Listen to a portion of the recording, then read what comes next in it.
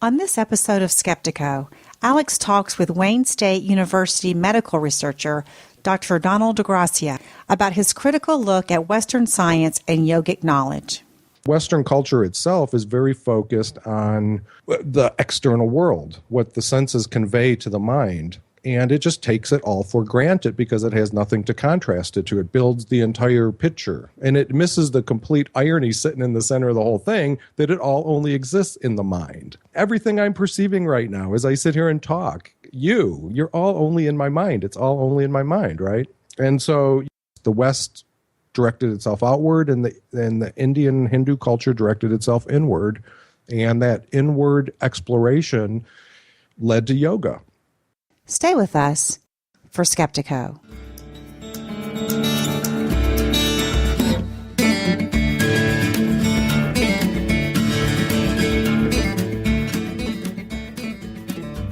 Welcome to Skeptiko, where we explore controversial science with leading researchers, thinkers, and their critics. I'm your host, Alex Tsakiris, and on this episode of Skeptiko, I have one of those shows that really made me appreciate how much I love doing Skeptiko and bringing these great interviews to you.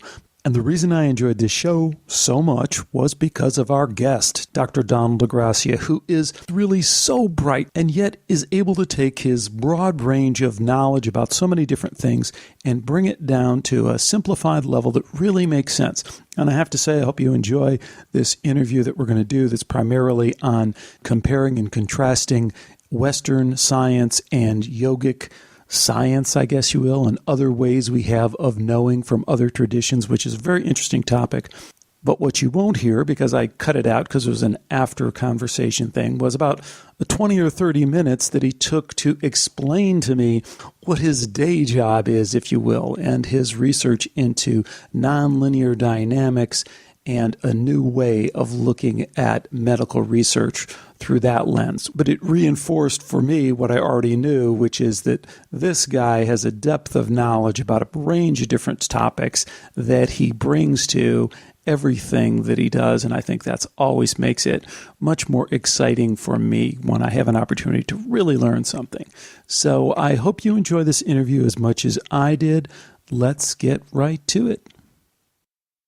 Today we welcome Dr. Donald DeGracia to Skeptiko. Dr. DeGracia is an associate professor of physiology at Wayne State University School of Medicine in Detroit, where his research on nonlinear dynamics of cell injury is so far over my head that I'm not even going to try and get into that. We'll just have to ask him directly. But Dr. DeGracia is also a brilliant writer and thinker on human consciousness, and that's the real reason I wanted to have him on the show. He's also written and talked a lot about altered states of consciousness, and in particular, the synthesis of and, well, I guess we'd have to say the critical examination of Western scientific thought and yogic and Hindu knowledge and wisdom. And he has a lot of very interesting ideas about the intersections and, I guess, non-intersections of those two. So without anything more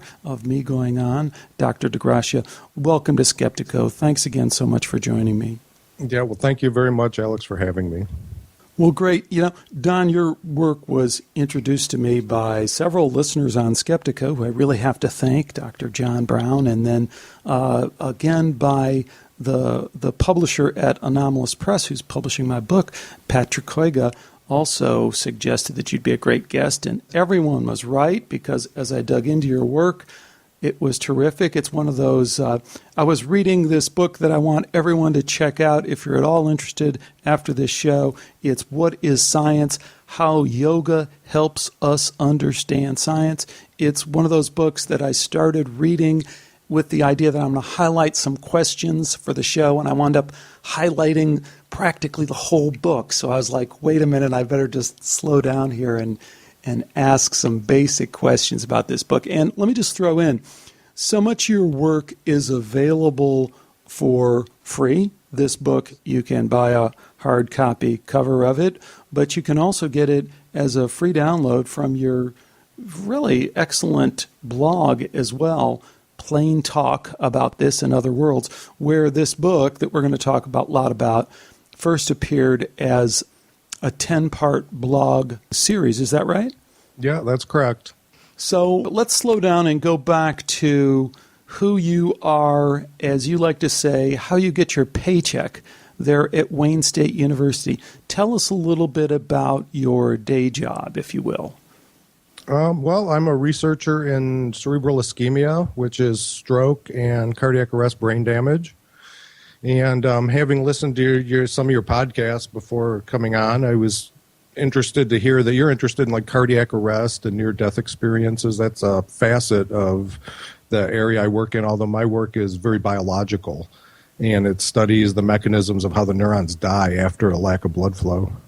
We're going to talk about consciousness science and some of the dramatic ways that it kind of conflicts not only with common sense, but with other schools of thought. But I think it's interesting to kind of juxtapose that with your day job, your highly regarded, highly technically demanding day job of being in the School of Medicine doing research at Wayne State University. Does that ever strike you that you kind of live this double life there? Well, part of it has to do with the fact that growing up, I was a big comic book fan, right? So all superheroes have a secret identity. I see. But, more importantly, I think, this is hard to appreciate unless you actually have the experience. But, I don't know, what is it, like the 1,000-hour idea, where you just keep doing something over and over and you get the experience.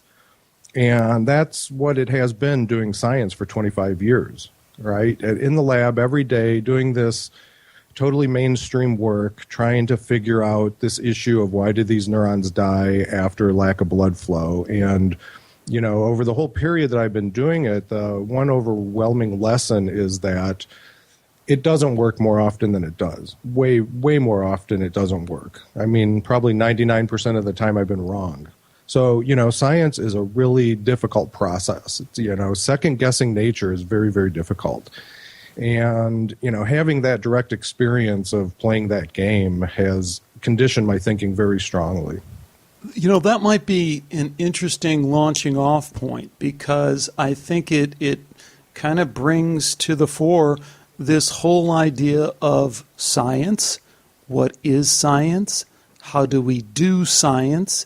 And what are some other ways that people think about and do science? Because I love some of the things that you have to say in the book.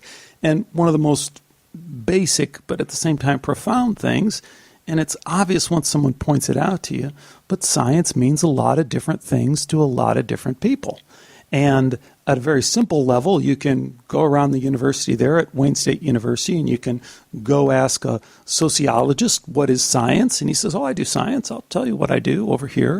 And then you could go over to the physics department and you go ask them, what is science? They go, right here, bring it over here. I'll show you. And then you could go ask someone in the School of Medicine and they'd say something different. Yes. And so science means a lot of different things to a lot of different people. Yes, right? It is not a homogeneous phenomena by any stretch of the imagination. I guess what struck me and what I'm struggling with here is science gets bantied around so much. The idea of science and you do science and science versus religion and we should trust science. And we never stop to think about what we really mean when we say science. And I think you do a really nice job of breaking down what we do mean, what our history of science is. And then you introduce this idea of yogic thought in science. Yeah, that's one of the things, especially when you start off with this idea that it means different things to different people. And the biggest demarcation there is people that actually do science versus people that are outside of science looking in and interpreting what they think is going on. And, when you're on the inside, it's just like any other human activity. You have politics, you have it's a Gaussian distribution. You have a few really smart people and a whole bunch of people that are, leaders and followers, basically.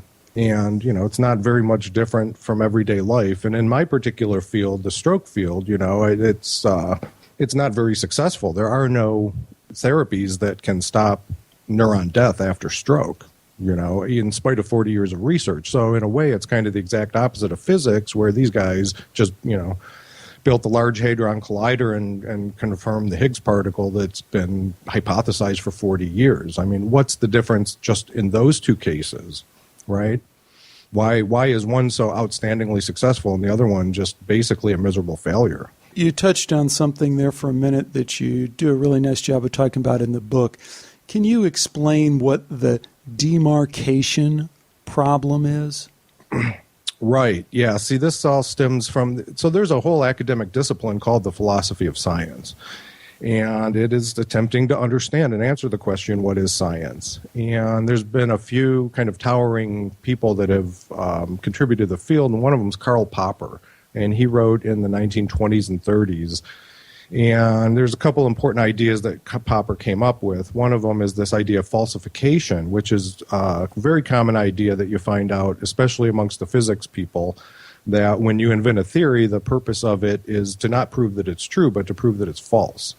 Because you can never definitively say that something is true, right? That's something that Hume identified, the philosopher David Hume, that this thing called his problem of induction, that you never know tomorrow if you'll observe a contrary case. And so Popper, taking that into account, came up with this idea that to be successful in our description of the world, what we want to do is to determine which ideas are false, because we can definitively prove something is false. We can never conclusively prove something is true. So that's one of the main things that Popper is known for. But he also invented this idea of the demarcation problem. How do you distinguish science from other activities that humans do? And the falsification criteria was his answer to that. So science is an approach to knowledge that seeks to prove ideas are false, period. It's an open-ended thing. It never ends. And what you do nicely in the book is kind of take that a little bit further than Popper, or you kind of step back and you say, hey, isn't this demarcation problem really what we've been fighting over about science? It's been the little skirmish that's in the background that really is a much bigger deal. And that is, somebody comes along and says, well, that's science. And somebody else comes along and says, well, no, that's not science. And it's really, how do we measure what is science and what isn't science? And one of the ways we can do that is say, well, science affects the world, and we come up with these radical ideas that have these power and influence, and we make atomic bombs, and we make cell phones, and we make all these other things. And then somebody else comes along and says, yeah, but this guy did this fantastic movie, this piece of art, and it totally changed people's minds, and that changed the world. So maybe art and science, how would you draw the difference? Or politics, like you say, or religion has changed the world. Exactly. If you notice in the book, I never actually explicitly draw that distinction, because I don't believe there is such a thing. I think science is a form of art, not any different than any other form of art that humans do. The type of science we have in our culture right now, at least. It has the properties that I talk about in the book. And the reason, it's kind of, I guess, to back out a little bit, to give some sense of what you asked, what am I trying to do in this? And, I was thinking about how could I explain something like that. And, the issue is you only know something by contrast to something else. It's just the way that our brain and our mind and our senses work. And so, like for one a kind of obvious example, we walk around in the air all the time. Right? But we're always in that environment. And so it seems like nothing to us, even though we're like fish in water, right? We're moving through a medium. We never experience the vacuum, right? So the air is actually invisible to our awareness. And, analogically, we have this science permeating our culture in the same way. And what do we have to compare it to? Nothing. And so it's kind of invisible in a certain sense. And so, as I've been learning the ideas of yoga, it's clear that they overlap substantially. And, what I try to do in the book is show that in many respects, the yogic ideas are much grander, much broader in their scope and account for things that our Western sciences can't, taken in the very broadest historical sense, looking since the, evolution of science from the days of Newton and Leibniz. And if people are tempted to think that sounds very New Agey or something like that, you really break it down in a very concrete way that's hard to dismiss and get past. And that contrast that you do, and you point out that there's these British Christians that come over to this continent of India, and they get there, and they have these certain ideas. And what you do is compare and contrast this with the ideas that they encounter. And you say, hey, well, wait a minute. Here's what the people of the continent of India had that they didn't. Exactly. You have to put yourself 300 years ago, 400 years ago. There were no cars. There was no electricity. People had candles. They drove in wooden ships across the ocean. The British obviously were militarily superior. And, you know, they had their Christian ideas that they had inherited from medieval Europe. They had their Renaissance ideas that they inherited from the Greeks and Romans. Many of which we now know are wrong, right? So what are some of the ways that the Indian thought, the yogic thought, was really much further advanced? Right. So consider that, you know, like I say in the book, the Christians believed the world was 6,000 years old. So it had been calculated. That was something from that era. And based on biblical, you know, logic of the Bible, you know, I don't want to go into that story, but, you know, you go to the Indian culture, and here they are saying that the universe is 300 trillion years old. Right? I mean, it's just the British mind could not understand that at the time. And that's just one example, right? They also believed that the universe began in this highly condensed state that they called the Brahmanda, right? The egg that began the universe. And that idea didn't become anything in the West until the 1930s, and we call it the Big Bang today, right? And if you look at the ideas, they're very, very similar. And if we go over to mathematics, as you do, you point out, hey, take zero and take infinity, two ideas that we really can't do any kind of math other than kind of Roman numeral stuff without. And they had these ideas. They were an integral part of their, you know, it's hard to refer to Hindu ideas as religious, right? That's a mistake we make in the West. It's not a religion. It's closer to, Hinduism itself is closer to what we think of as philosophy, but yoga is much closer to what we think of as science, because yoga is methods and procedures, just like science is. And Hinduism as a whole is a bunch of different philosophical viewpoints. And yeah, and so, you know, how could again, I don't know what else to say. I mean, who's the barbarian in this picture, right? These people that think the universe is 6,000 years old and have these very primitive notions about the nature of reality, and then the Hindus who have these just unbelievably sophisticated ideas that the British can't even understand. You know, one of the main point I really try to make in the book is this idea of the gunas, which is just a central idea. The more I've come to understand Hindu and yogic thought, the more I've come to see that, and not only that, but the more I've come to understand Western science and where it's going. This idea of the gunas, it's thousands and thousands of years old. By the time Patanjali codified it in the Yoga Sutras, it was already an ancient idea. And, you know, the idea of gunas is the idea that everything that we perceive is just patterns of movement. There is no substance, period. Reality, the stuff that's probably the biggest contrast between the Hindu mind and the Western mind, is that the Western mind believes in reality, but the Hindu doesn't. What we call reality, the solid real world, rocks, the stars, the planet, our bodies, the Hindu just sees as something akin to the wind. It's a pattern of movement, and that's it. It just moves. It flows like a river. It's a movement. It's not made of anything. It's just a pattern of movement. And so let's say we wanted to look at that question in a serious way, right? Because we don't. We just dismiss that and we say, oh my gosh, that's so ridiculous. Let's just move on. But let's say we really wanted to break that down in the way that you're breaking it down here and say, how would we really logically determine which worldview maybe stands up to our experience, to our shared experience, to logic? And I think that immediately gets us into this idea of consciousness, which you talk so much about and do so much work in. And that is, so let's break it down and talk about the yogic understanding of consciousness. So this idea you asked, you know, the Hindu worldview versus the Western worldview with respect to this idea of the gunas and that everything is just patterns of movement. Well, I mean, that's what Einstein is famous for, is just describing that matter is energy. Up to Einstein, they had been a dualism. They were seen as two opposite, a dichotomy, but then he showed they were interconvertible, and that changed the world, right? And so that was the beginning of the West coming to appreciate this ancient Hindu idea. And, it has only progressed further. So, but hold on, because Don, I mean, it has and it hasn't, right? I mean, that's one of the great paradoxes of the time that we live in, is we can say, and then Einstein came along and he changed the world. But no, he didn't change the world in a way. I mean, the predominant paradigm of science is still this kind of materialistic, you are a biological robot, you are your brain kind of thing. Well, and this brings us back to science is different things to different people. So, the movers and shakers that are using these ideas are the ones that gave us the computers that are letting us communicate right now, that give us the cell phones. In other words, physicists and engineers that utilize these ideas, GPS, that utilize these ideas in a practical fashion.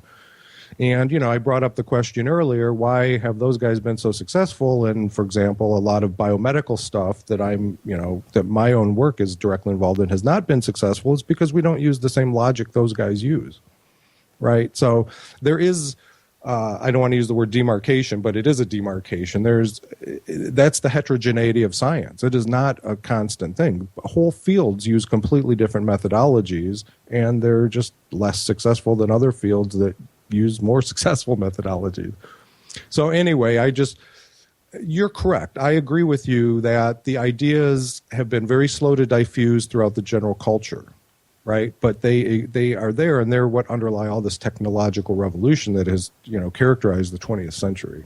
I see that, and I don't want to get too far off into this, but I see that, but I see also the strong resistance to it still in every corner of science that you look. I mean, we want to kind of pretend that the quantum physicists are way out on the edge, but they're not. Only some of them are. Some of them are willing to take it to the next level, and the other are just doing the shut up and calculate thing, which is what so much of science does when they encounter this stuff that doesn't fit inside their paradigm. They're like, shut up and calculate, churn out the technology. That's a very serious issue too, and I mean that falls squarely in the philosophy of science. And why would that thing come to pass? And in a way, that's almost like an immune response of our society and our culture, right, to the implications of what these ideas imply. Right. So you have people like Feynman. On my blog, I wrote an article about my ambivalent feelings towards Feynman because. Right. Obviously, the man was a genius. He revolutionized quantum mechanics. But if you listen to him talk philosophically, I apologize to all Feynman fans, but he sounds like a retard. Right. He didn't study it. He doesn't know it. He has no sophistication or subtlety at that level of thinking. And these are the people. So it's like we've given kids, not guns, atom bombs. Right? We've given a bunch of kids atom bombs, and they have this tremendous power that they manipulate. And in my mind, the image of Atlantis comes to mind, right? The whole myth of Atlantis. That's what this all seems like it's converging towards sometimes when I think about it. Mm-hmm. But I agree. I don't want to go off on that too much. That could be a whole topic in and of itself. But so to return back to your question about consciousness and Indian thought, should we go back to that then? Let's do that. But let's also tie it back into what we're just talking about, because as I was reading in What is Science, your book, I saw so many parallels between that and the state we are in currently with our understanding of consciousness and the absurdity of what we assert about consciousness in Western thought and Western science. And even, again, not to put down anybody, but even somebody like David Chalmers, who's wonderfully, revolutionized consciousness research and this hard problem, but then you just read it and you go, what is all this hand-wringing about what is obvious? And that is that consciousness is obviously not just brain function. It's obviously more than that. Why do we stumble on such basic ideas in the same way that I think, we look at the British Christians there going, hey, the world is 6,000 years old. Don't tell me any different. It was an absurd idea, I think, even for their scientists at the time, yet it was something that we cling to. And I kind of get that same feeling about consciousness. That we're just clinging to just an obviously absurd idea. So isn't David Chalmers the bat guy? Yeah, I think it is. Yeah. Did you get my little graphic, Batman Spanking Science? Oh, I didn't see that in the book. Yeah, again, it's this idea of having something to contrast to, and if you don't, it's invisible, right? So the West has always been characterized by just being outwardly directed, completely sensory based. It the understanding of mental events, and I say this being well aware of the 2,000 years of Western philosophy. Plato actually said the right things, and people just didn't get what he was saying or something. It's something about the Western tradition that likes to rule and have power and control the world that seems to be outside of the body. And that is what has, led to this very large dichotomy. And so, Western culture itself is very focused on the external world, what the senses convey to the mind. And it just takes it all for granted because it has nothing to contrast it to. It builds the entire picture. And it misses the complete irony sitting in the center of the whole thing, that it all only exists in the mind, right? The everything I'm perceiving right now as I sit here and talk, you're all only in my mind. It's all only in my mind, right? And so, there's like solipsism. That was like one Western approach to it, that, it's only all in your mind. And then that's obviously absurd because the guy comes up and punches you in the face, right? And so the West has always had a superficial approach to this. And I cited Jay Lakhani in my book in a talk he gives that I thought was very insightful, talking about the demographics of India, right? He says it in just one little line in a kind of blow-off way. He says, I don't know what it was. It was the weather or something, but we went inward, right? And it was the climate they had. They were rich. They had a bountiful land. They didn't have to struggle for existence like people in Europe did, where it was cold and they had a farm and bad land and stuff. In India, more stuff died just naturally than what grew in Europe, right? And then they had all this excess. And so the land was so rich and so bountiful that the people there could have the leisure to just sit and develop yoga, right? And so what they did is, instead of being preoccupied with the external world, again, citing Jay's ideas, because he says it very clearly, that they just said, well, what is it that allows me to perceive the external world in the first place? What is this external world that is in my mind? What is this? What is my mind? How does all this stuff work? How does this all fit together? And they literally went in a different direction than the West. The West directed itself outward, and the Indian Hindu culture directed itself inward. And that inward exploration led to yoga. It led to yoga, and it also led to this interesting kind of paradox that you arrive at in the book about hanging in the middle. We have the external world, which suggests to us over and over again that is a reality. We have our purely internal world that we get some glimpses of as a reality. And where we wind up in is trying to keep a foot in both these worlds, and we wind up hanging in the middle. But what is that all about? Well, that's kind of my tongue-in-cheek, cynical, irreverent characterization of Western philosophy, right? Because, you can look at, since the rise of modern times in the 1600s, we've had materialism and we have had idealism. One of the things I do in the book in a kind of comical way is paint that as a war. And in a way it is. It's an intellectual war that is constantly waged. And in certain eras of history, one side gains dominance over the other. We happen to live in an idealistic time right now, right? That's what postmodern is. Everything's in our mind. We make it all up. And even though average people don't really understand it, it's what drives politics. Go look at the philosophy behind the neocons, right? It's all perception. That's why media and, politicians can just lie so easily now, because they're conditioned to believe that it's just what people believe. That's what makes reality. That's an idealistic viewpoint that just sees everything in the mind. And so, the East has, obviously we're aware that there's an external world and we have an internal world of mental states. And like I say in the book, the world itself presents resistance to our thoughts, right? We think, but the world presents resistance to our thoughts. And when you let that resistive aspect gain dominance, that's materialism. Then you come to the conclusion that the world somehow creates our mind. Or, if you follow the path that, George Berkeley started back in the time of Newton, it's all in our mind to begin with. Our mind is what creates the world we live in. right? Most humans' entire world is not the natural world at all. We live in a human-created world. Our house, the movies we watch, the stores we shop in. Well, people don't even know how to grow food, right? So everything that most people experience is the human-created world. It's all just in the mind. It's George Berkeley writ large across our lives. And so, you look at the West, and it's kind of stuck in a way in this dualism, this oscillation back and forth between these two viewpoints. And, again, I grew up in this society too. It's very dissatisfying. It makes people very unhappy. People in our culture are not happy. There's not like any kind of harmony that underlies this tension that kind of is at the center of our culture. And so, like anybody else, probably like you start to explore and try to figure out what the hell's going on in the world. And through the different avenues of my explorations, I come across Hinduism.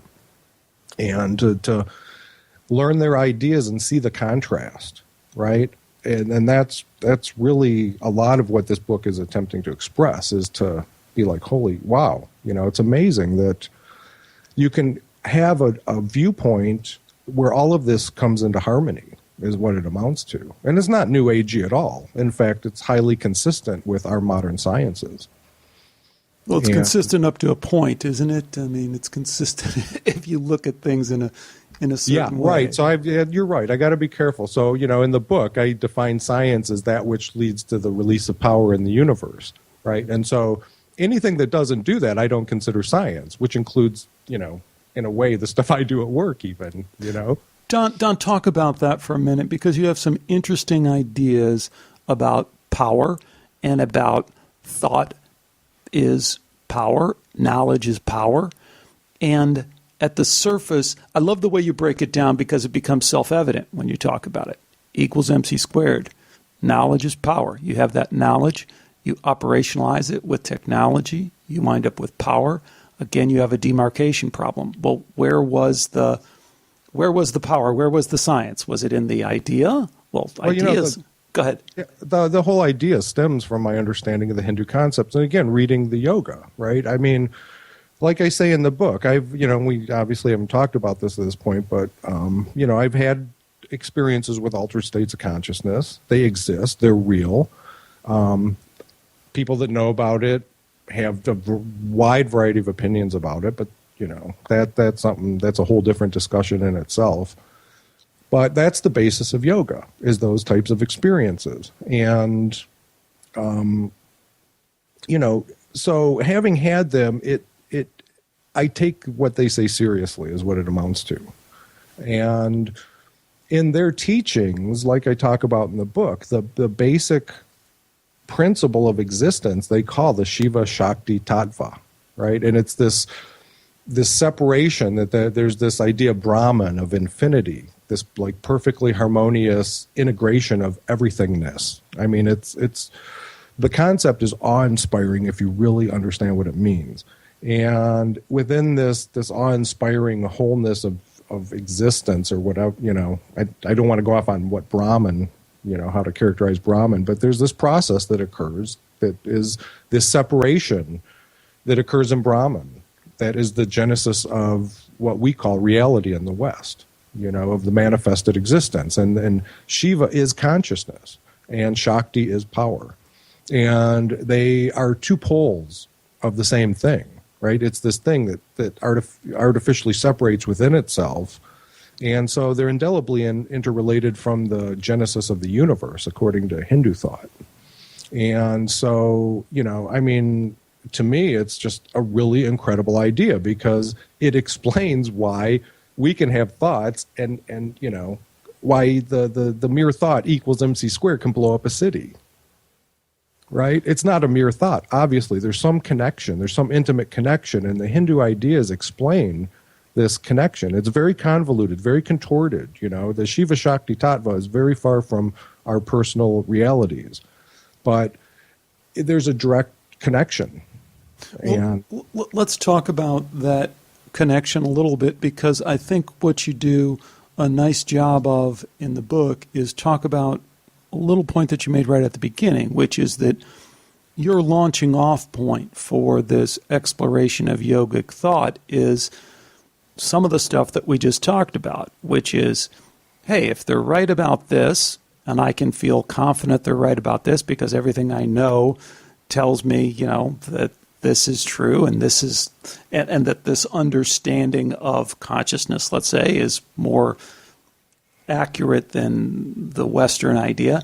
As you liken it to your drilling yourself with the 10,000 hours in biology or in chemistry, where you just build on what you know, and then at some point you gain confidence that even what you don't know, but you know is out there, will be revealed to you and will be true because everything you've learned up to this point has been true. So you start with Biology 101, and then you go to 201 and 301, and you go, I'm probably going to agree with what they have in Biology 401. And you take a similar path with yoga, right? Yes, exactly. Yeah, and even that, that approach that I have personally in science came from me just playing music, right? As a teenager, I started playing guitar, and I didn't know how to play guitar, but there were other people around me that played guitar. I could see them play guitar, and through that process, I learned that if you practice, you get better, right? And so by the time I went to college and decided I wanted to be a scientist, I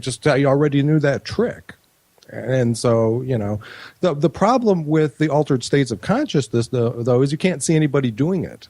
Right? So unless you have some initial experiences yourself, then, it's not going to make any sense at all. You have no basis whatsoever to apply the practice logic to altered states of consciousness. But whatever my genetic makeup or my experience that I had these things spontaneously as a child, and eventually as I got older and read about things and learned to understand these experiences as altered states of consciousness. And then, I kept building on it, and I'm at a certain level of proficiency. The angle that I've came into this through is what is called lucid dreaming or astral projection, but it's still a very definite altered state of consciousness. And it turns out that the ability to do that technique is what the yogis call pratyahara. The two techniques are almost identical. It's just the end to which they're applied is vastly different.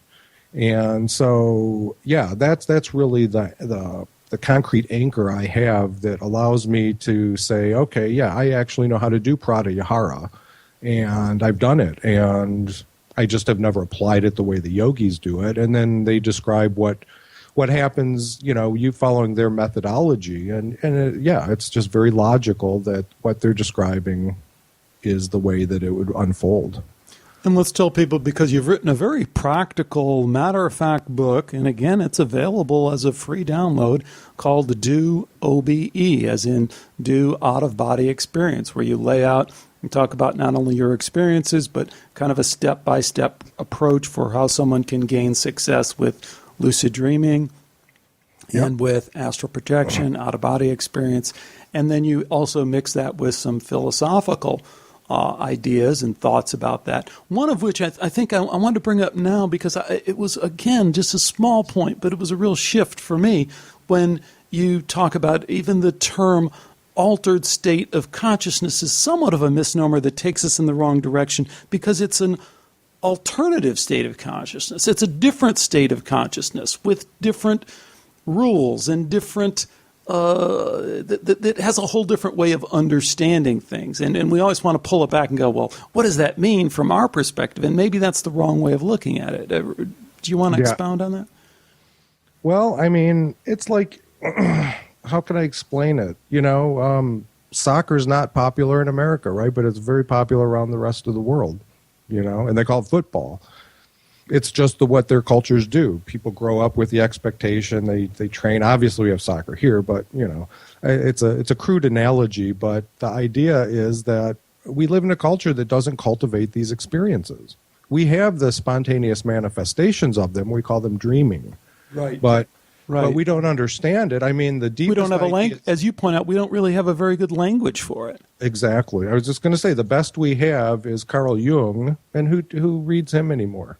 Right, and he was quite, obscure in his own way. I mean, the thing about the yogic information and their teachings is it's just very simple and black and white what they're saying. It's not obscure. It's not highly intellectual. It's designed for anybody that's ready to learn that stuff, it's just right there for you to learn it. There's kind of certain prerequisites, but I think that's the really important point to recognize about this idea of altered states of consciousness is we grow up in a culture that just simply doesn't cultivate them and has no basis to understand them. And again, it's this issue of contrast. You look at the Hindu thinking where altered states of consciousness are revered, right? It's like the core thing in their culture to do yoga. It's part of their culture, right? There's the whole idea of, being the child, then being the householder, and then being the responsible social member. And then at the end of your life, you go out in the forest and you meditate in preparation for dying, right? It's literally a part of their culture. Right. And so it's integrated, it's taken seriously. There's a very rich interpretation that surrounds it. And, in comparison, we're literally blind on those levels. And so, we can call them altered states of consciousness. They're different than the one that we're in right now, but they have a very nice categorization of how these things work, how they're related. They have very distinct methods of how to get yourself from one to the other and what the implications of it all are. And you've also taken that in another controversial direction, but a direction that you have to go in for anyone who's at all interested in this, and that is the contrast comparison of the use of psychedelics and altered states of consciousness. What were some of your thinking in doing that, and what was some of the things that you found out in exploring those connections?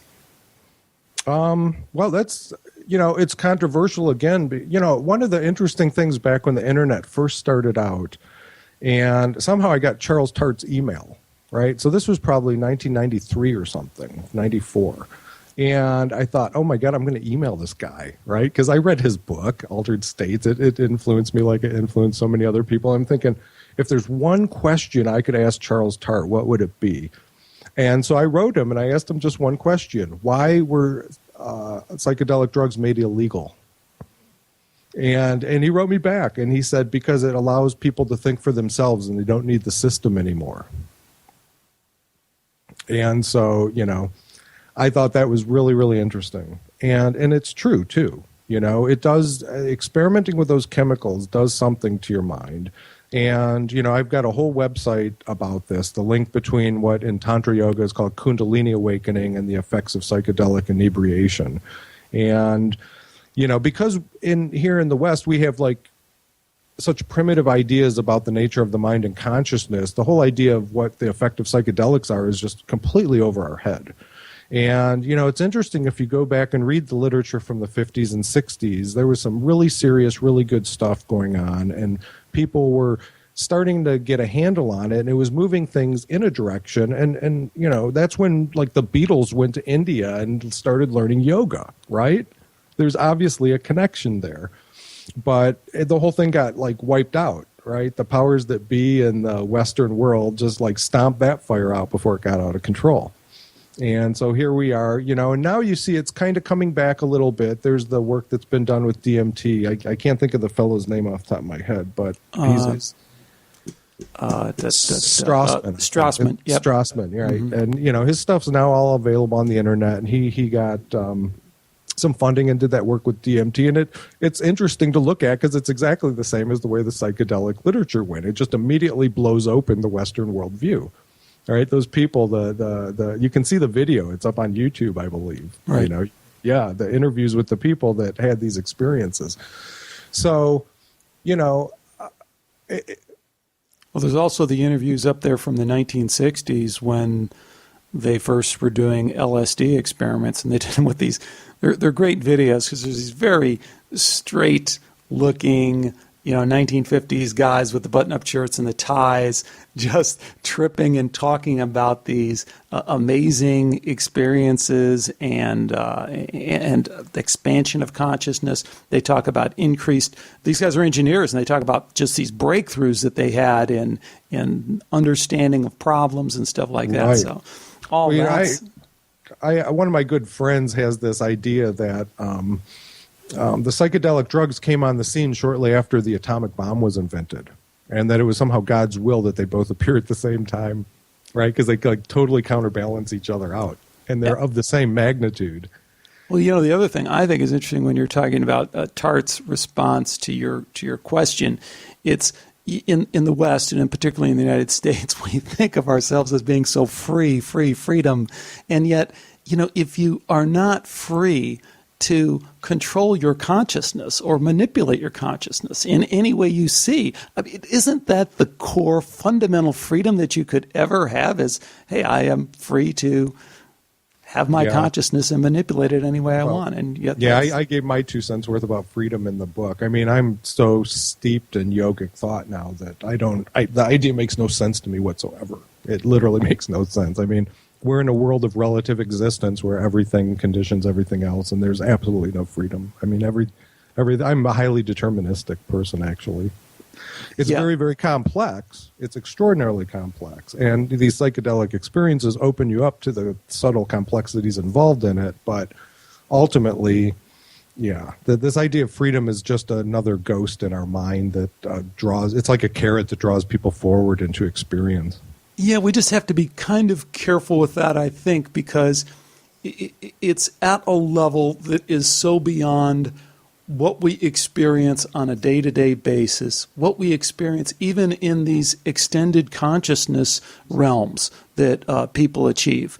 If we're really going to look at it from a sociological standpoint or from an anthropological standpoint, we say there's a lot of ground, there's a lot of territory to traverse before we get to that ultimate determinism where there's just this kind of unified consciousness. It's all going up. I mean, we have afterlife experiences, we have past lives, we have a lot of other stuff that we haven't processed before we get to that kind of what I mean? I agree. It would be a whole discussion about that. I don't want to go into that. It would definitely be a whole discussion. But it's very complex. That's why I added that in there. Yeah.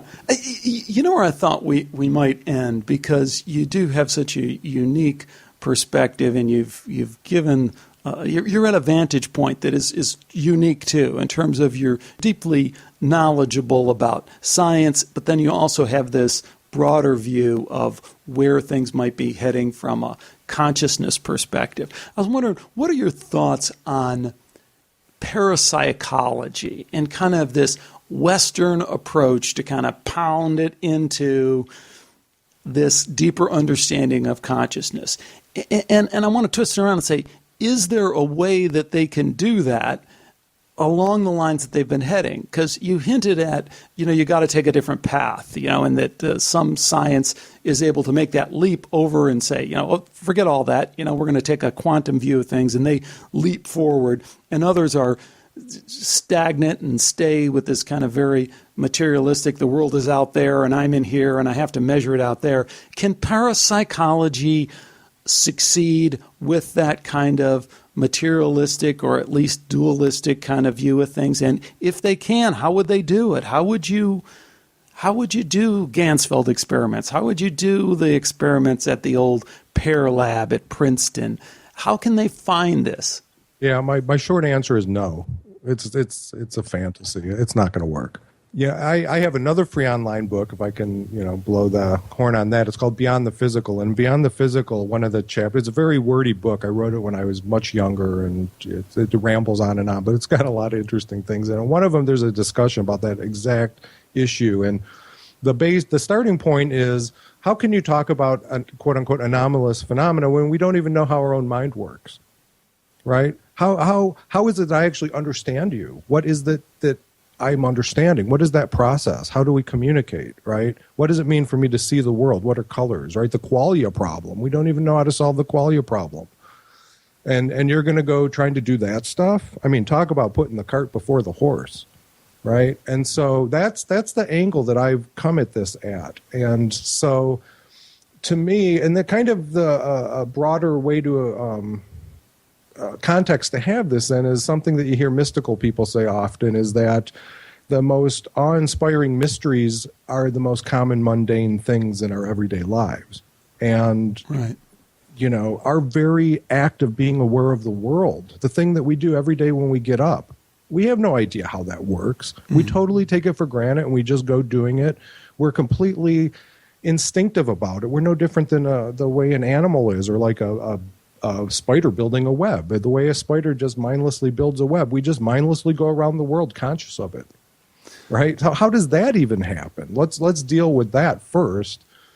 And then, these other things, what'll happen is they'll just evaporate. Okay, once you start to answer these questions, like from the angle I'm suggesting, is that you're going to be led into yoga, which will very systematically walk you into the other worlds. The other worlds exist, period. If you don't believe them, like I say in the book, if you don't believe them, go do retail sales or go work in a factory. You have no right being in this realm, right? If you want to pretend you're an intellectual, you need to be ready to deal with this stuff. And these things are real. And, just because we're in a barbaric culture doesn't mean every human that's ever existed shares this barbarity. You can go learn this stuff and experience it for yourself and see.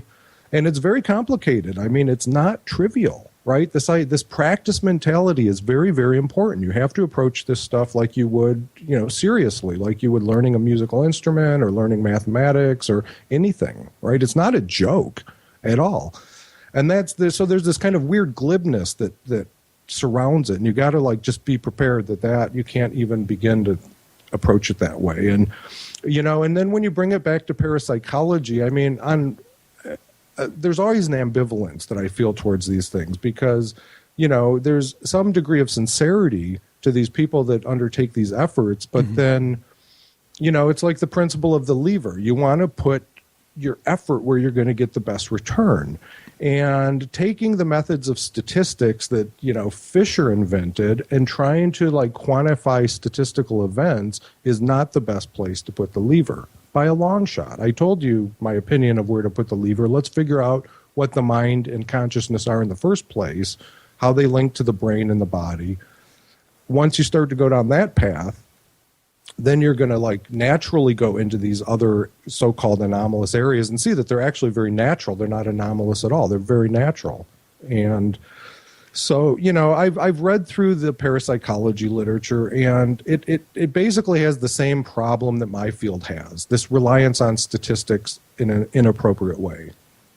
That's really the big difference. I kind of alluded to this earlier, why are physicists successful, but biomedicine is not, right? There's no cures for cancer. There's no cures for heart attack or, cardiac arrest, stroke, none of that, right? You can't stop those processes once they've wreaked their damage. And it has to do with the mindset, right? So it's a statistical mindset. That's what a clinical trial is a statistical design. It doesn't try to understand the mechanisms. See, physics, chemistry, they're all about mechanism. They have a model, a picture in their mind. And this is what I talk about in the book, about we create in our mind a dynamical pattern that matches the pattern in reality. That dynamical pattern in our mind is the model, right? And you use math that you can solve that tells you how the thing changes in time. That's the dynamics. It works. It works. That's this process that I'm describing in What is Science of we can somehow tap power through these methods. Isn't that really the problem too? Is it works, right? So we try and take these ideas that you're talking about and we try and overlay them with our culture. You called it a barbaric culture, and I think that's probably accurate. Consumerism, materialism are so ingrained in our culture, and yet they work to a certain extent. They work. My iPhone works. My Skype here works. My lifestyle in the West, which is so far superior to anyone else in the world, basically works. So how do we resolve that as well? Yeah, see, then it gets very complicated. What it does is it this is the stuff you learn when you start to really seriously study yoga, is that it very quickly becomes personal, right? Throughout What is Science, I cite a lot from a fellow Swami Krishnananda, who I had just discovered a year ago. And he's brilliant. And right away he says that, it opens you up, studying yoga opens you up to true knowledge, right? And true knowledge is knowledge about yourself. That's how you get to the inner world, is by going through the barriers that you call yourself, your personality. And so it does start to turn inwards, and you start to learn what it means to turn inwards. And when you turn inwards, you're obviously focusing your consciousness in that direction and not outwards. And it's a really weird logic. I mean, to kind of summarize it in a broad way, to put it in a context, the idea is if you really want to understand the world outside of you, you have to go to the very center of yourself, because there everything converges, right? And then if you use your senses to look at the external world, you get this, like I describe in the book, you're just bouncing off the surface of things and you never see their essence, right? This idea that Kant had of the thing in itself. It seems like a fantasy because you're never going to get it by using your senses to interact with the outer world. But if you go inside, see, everything converges at the center. And by following these methods, you can go into the center where you can touch anything in all of infinity. I mean, that's why yoga has the form it does. That's why the yogi doesn't care about the external world at all, because he knows it's futile. It's like trying to grab sand or grab the wind. You're not going to succeed at all. It's doomed to fail from the start. They know that from the start, and so they don't even waste time on that level of effort. That's a hard sell, though. Well, yeah, it is. It's a hard sell even personally, and I've had a personal interest in yoga for 25 years. I wish I would have read your books a long time ago. I could have saved myself a lot of steps along the way. And I don't want to sell anybody. I'm not trying to sell anyone. No, I'm not suggesting you are. But my point is that we can't underestimate the extent to which we are enmeshed in that outer world, and more every day. And it can come across as kind of glib to talk about the yogi who realizes that the outer world is meaningless and go within and it's all there. It's like, well, wait a minute. That's not how I lived my day-to-day. That's not how I felt when I sent my kids off to school for the first day of school. It isn't relatable to my life in my questions of who am I? How do I get here? What do I do? And you notice that I'm very kind of low-key in what is science on that front, right? Because just for exactly the reasons we're talking, it's very hard to try to express this stuff into words and to express it so it's meaningful to other people. I mean, it really is a person's personal journey to come to these insights. Because, you know, the truth is, for a Western person to take an interest in yoga, you have to have some degree of world weariness. I don't know how else to say it. You have to just look at all this and, you know, how much fun can you have? How much glamour? How much of this titillating excitement that the Western cultures provide? How, you know, if you're some power mad person, you know, I mean, all of these things are not too different from any kind of addiction, right? They just keep compounding, getting bigger. Where does it stop? And you realize it doesn't stop. It's limited by our form, but it potentially could just go on to infinity, right? And at some point, people have some experience along these lines where they just realize that, like, there's got to be a totally, like, it's not working. And so you've got to go some other way. You know, in my case, it actually has come about through just being an intellectual, through studying ideas and contemplating all these different meanings and realizing that, like, just holding, you know, it's kind of a very simple insight. By just holding an idea in my mind and thinking that it means anything other than I'm holding an idea in my mind, that's what I realized, right? I can't hold an idea in my mind and believe it's anything other than that now. That's where my head is at. Like, I can't think the world is this or the world is that or I am this or consciousness is that or whatever. It's just an idea in my mind. I can't recreate my existence in my mind. I can't recreate existence in ideas. You can't step back into the illusion of... Well, it's that, you know, I experience ideas as part of my experience. And what I experience is experience. I live. I'm alive. I have all these things that I go through day in and day out, like you and everybody else. And, you know, and I think about certain things about it, but I don't believe anything I think about it because I don't know. I really just don't know. And so I keep studying and trying to learn. And, you know, and that's kind of what's led me into this yoga stuff, is trying to, you know, continue to pursue that. Because, like, you know, I have one statement in the book, just one sentence, that, you know, if you don't understand, like, what Kant was saying about his whole idea of transcendental idealism, that what we perceive is in our minds and that we don't have access to the essence of the things that we're perceiving through our minds. That's kind of the basis of what I'm getting at here. And there's more. Well, you know, you exist. You're a real thing. right? You have some essence. I only see a superficial surface of it, right? I get certain cues, clues, stimuli. It builds a certain idea in my mind. What I know is that idea in my mind. I don't know your essence at all, right? I just know the kind of artifacts of what your essence leaves in my mind. That's what I know. And so what are you really? How would I get at that question? Right? What am I going to do? Cut you open and dissect you? Weigh your brain? What? How do you get at that question? Mm-hmm. See, and that's the weird thing when you study yoga. It's like, no, you go inside yourself all the way to the center, and not only are you there, but everything else in infinity is there. That's the carrot they hold out in yoga. And I mean, it's completely fantastic and unbelievable from a Western viewpoint. Right. And the only reason I can take it seriously is I've gone through large swaths of the Western viewpoint, and it all looks like the Wizard of Oz to me. I pulled back the curtain. Right. It's just this little shriveled man. There's not anything to it. It's all glamour. It's all hypnotism. And when you see through that, there's not really much there.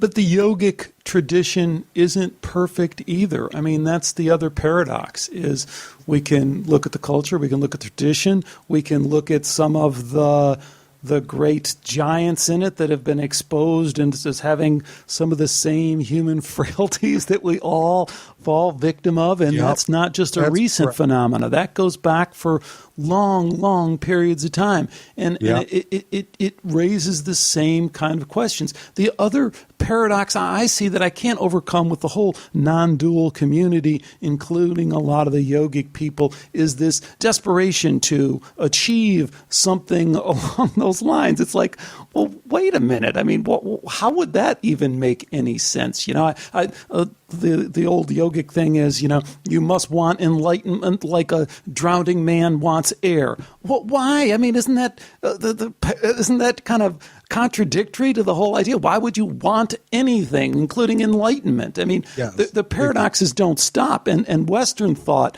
I think the Western yogic tradition has brought a lot of good insights and has held the mirror up in some ways to the yogic traditions and said, hey, look at your own bullshit here, you know?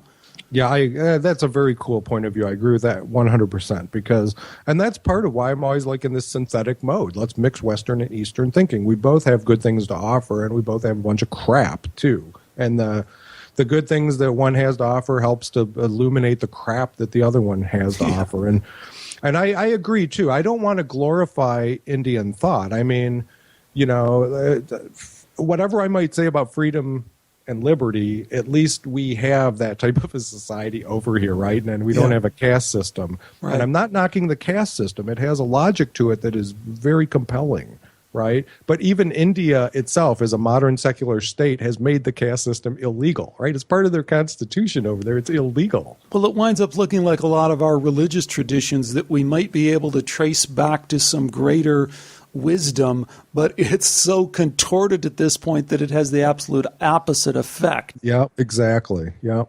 So, you know, one of the chapter titles in What is Science is The World is a Network of Unintelligible Relationships. Right? Mm-hmm. That's a Swami Krishnananda quote. And that's kind of what we're sitting here telling each other. You know, it is. And what can you do? You sit back, and what stance do you take towards it? I don't know. I'm not going to tell anybody what to do. You know, what I'm saying, sometimes I'm amused by it. Sometimes it freaks me out. All I can figure is that, like, it's just, you know, there's this outer, one way the yogis teach it is that the surface of life, this outer rim that we're experiencing of manifoldness, of differentness, it's like this chaotic bubbling storm, you know, and it's just an eternal level of reality. You know, maybe it lasts for 300 trillion years, and then it ceases for 300 trillion years, and it comes back for 300 trillion, whatever. It's not like I'm going to see it. But, you know, that's about the level that I've come to look at it at. Right. There's just this level of this that we're experiencing. It is what it is. It's good, it's bad, it's just everything. You know, I mean, probably the best image that I can find that captures it is, I don't know if you've ever read the Bhagavad Gita. Just parts. Yeah, there's a one of the passages where Arjuna asks Krishna to reveal his true self. And I swear to God, man, that is like one of my favorite things I've ever read, because it's literally everything.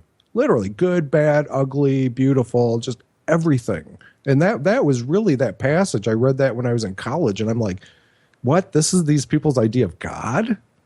I mean, there was no God and the devil. It was just all God. Everything was God. There was no distinction, right? It was just everything, good, bad, ugly, all of it. And that was really the thing that hooked me into that way of thinking. I'm like, who are these people, and why do they think like this? And so, yeah, so I don't, it's what it's done to me is there's no way in my human form that I'm going to like really get a grasp on any of this stuff. And what I've learned, again, it's that 10,000 hours of doing science. If you just apply yourself and keep focused on little specific things, you can actually make accomplishments and get things done. And it's a small price to pay in that grander scheme of things that you just talked about. As soon as you put it in the trillion-year perspective, what's 10,000 hours? Yeah. So where do you go from here, Don? What's next for you? What are your interests, both in your paycheck life, but probably more importantly for what we're talking about? Where do you want to go with this exploration of yoga and consciousness? Well, let's say with respect to the paycheck life, we maybe should do another talk about that, because it's very, very interesting where that's going. And that actually, you mentioned at the very beginning about the nonlinear dynamics work that I'm doing. And believe it or not, that was completely conditioned by learning all these Eastern ideas, right? It's this idea that everything is dynamical patterns that you learn from studying yoga. So if that's true, well, I study cell death, right? So why can't cell death be a dynamical pattern too?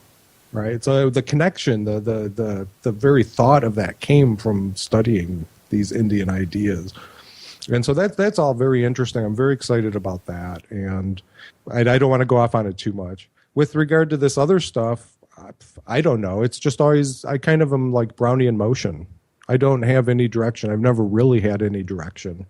I mean, as I learn the yoga ideas, they exert an influence. They're kind of like acid in a way. They like corrode away all the crap, And so there's these basic ideas in yoga called yama and niyama. And they're like the very, very, like I compare it in the book to reading and writing, right? You can't do science unless you know how to read and write. Mm-hmm. And you can't do yoga unless you do yama and niyama. Yep. And so if anybody asks me, do you practice yoga? I can say yes, because I just practice yama and niyama. And go over really just quickly what those are, because, again, as you allude to, most of us spend our life just trying to aspire to some of the basics there of it. Yeah. Yeah, well, I mean, the idea, like I say in the book, it's kind of like the Ten Commandments, but, you don't do it because you're going to go to hell. You do it because it's the logical necessity to move on to the deeper stages. And it's basically the idea of getting rid of all the unnecessary stuff in your mind that would block you from progressing further into yoga and developing those habits that will allow you to deal with things as they arise later on, even as you go into more advanced stages. So both yama and niyama have several different aspects, like with, for example, yama, you're like supposed to tell the truth. Truthfulness, right? Yeah, not harm things. Abstinence is one of them, which a lot of people in the West don't want to hear. But, the one of the things way back early on when I was in college, when I first got exposed to the ideas of Raja Yoga and Patanjali's yoga, was about just this one about truthfulness. Because the book I was reading made the point, how can you know what is truth if you can't tell the truth?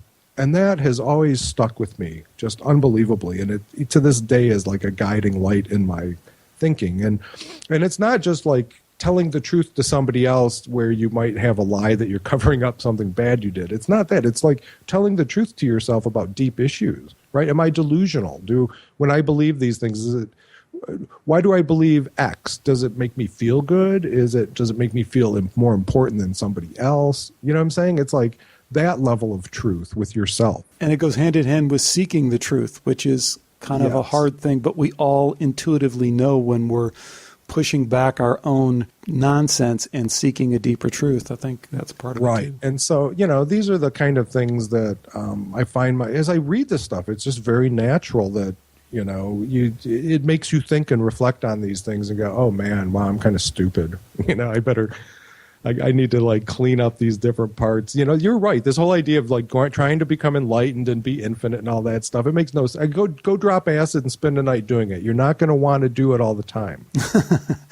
That's not the point. You know, and even one of the core ideas in the Yoga Sutras is that that would never come to pass anyways unless you clean up your karma, like what you alluded to, right? After this life, we make all these reverberations in the universe. It brings us back. We keep recycling in our lives until that stuff cleans up anyway, right? And if there's some greater purpose to it or whatever, you know, I don't know. But again, this idea of karma, I mean, that Newton identified karma, right? Mm-hmm. That's Newton's third law. For every action, there's a reaction. Mm-hmm. So it happens in the most grossest forms of physical matter, and it happens all the way up through the psychological and spiritual levels that we exist at. And, you know, those are kind of the practical things that I focus on now. Take a minute and tell people what they're going to find if they go to your excellent website, DONDEG.com. All my ramblings. I just put everything up. You know, again, this kind of comes back to the early influence of yoga. I mean, somehow my karma is such that the stuff I do for my paycheck, I'm more than satisfied with that. And so all this other stuff that I do, it's just give it back to the world, right? The world gave to me, I give back to the world. That's kind of how I look at this. So, you know, early on where my ego drove me a little bit, I tried to sell some of my material. And let's say I was called arrogant. Other people didn't understand what I was talking about. So I was just like, screw this. And then boom, there was the internet, and I started making friends and finding other people with these common interests. And, you know, I'm all for this spirit of just giving the information away. It's kind of like a Johnny Appleseed mentality. Well, it's really quite an amazing body of work, and we'll obviously have links to a lot of this stuff in the show notes, but I do encourage everyone to go to the website, check it out.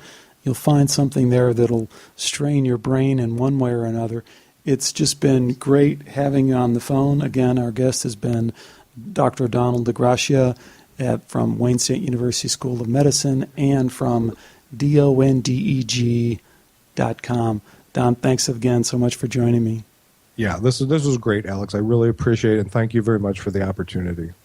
Thanks again to Dr. DeGracia for joining me today on Skeptiko.